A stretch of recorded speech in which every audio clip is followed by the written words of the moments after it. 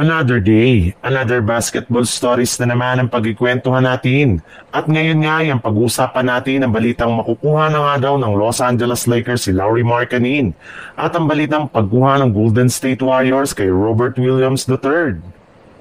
Grabe nga talaga ang trato ng pamunuan ng Los Angeles Lakers sa kanilang superstar na si Luka Doncic dahil matapos nga ang ilang linggo mula nang papirmahin nila ito ng kontrata ay nag-effort pa nga ang kanilang general manager na si Rob Pelinka at ang team governor na si Jenny Buss upang panoorin ang mga laro ng Slovenia sa Eurobasket.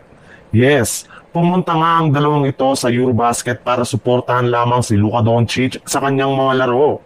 Bukod rin dyan, isa rin naman nga itong parte ng kanilang mga plano para makapag-scout ng mga bagong players na maaari nilang makuha ngayong off-season at maging sa mga susunod na taon.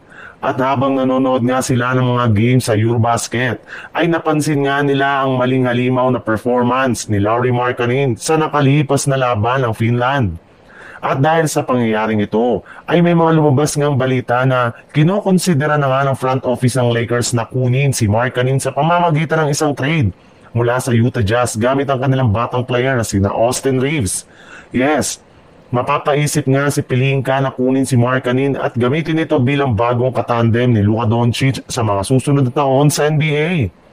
Sa ibang balita naman, since nga hanggang ngayon ay hindi pa rin naititrade ng Golden State Warriors Jonathan Kuminga ngayong off-season sa hindi nila pagkakaintindihan ng mga kupunan ng Phoenix Suns at Sacramento King, ay nakapost nga ang kanilang mga gagawin sanang move para mapalakas ang kanilang line-up.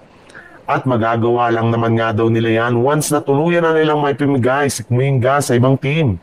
Pero hindi rin naman nga ito dapat ipangamba ng kanilang mga fans dahil sinisigurado na nga ng kanilang front office na makakagawa sila ng move bago pa man magtapos ang season. Sa katunayan, base nga sa kalalabas pa lang na balita ngayong araw, makikipag-trade talk pa nga daw ang Golden State Warriors sa front office ng Portland Trail Blazer para makuha sina Jrue Holiday at Robert Williams III gamit ang kanilang mga player na sina Jonathan Kuminga at Brandon Podziemski.